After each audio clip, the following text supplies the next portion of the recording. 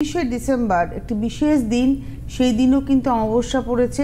এই অমাবস্যার যেটিকে বকুল অমাবস্যা মানে আম্রবকুল অমাবস্যা, সোমবতী অমাবস্যা বলা হয় এবং পৌষের অমাবস্যাও বটে।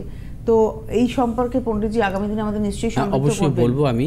একদম কেন সোমবতী অমাবস্যা বলা হয়, এই অমাবস্যার এত গুরুত্ব কেন?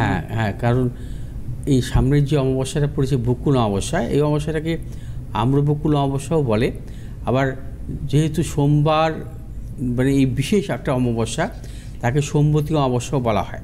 এবং সোমবতী অমাবস্যায় মানে আমরা জানি যে যাবতীয় শুভাশুভ কাজের ক্ষেত্রে কিন্তু আমরা সাফল্য পাই, কারণ সোমবতী অমাবস্যার যে মাহাত্ম্য সেটা নিয়ে আমি কিন্তু আগামী দিন আসবো বলবো। আর পণ্ডিতজি কিন্তু যে কোনো প্রতিকার প্রতিবিধান অমাবস্যা ছাড়া করেন না। উনি প্রত্যেকটা মাসের প্রত্যেকটা অমাবস্যা মানে প্রতি মাসে যে অমাবস্যা একটি করে পড়ে, কোনো কোনো মাসে বছরের একটি করে মাসে দুটি অমাবস্যাও পড়ে, সেই অমাবস্যাকে নিয়েই কিন্তু পণ্ডিতজির মূলত কাজ করা। সুতরাং অমাবস্যার গুরুত্ব একটা আলাদা।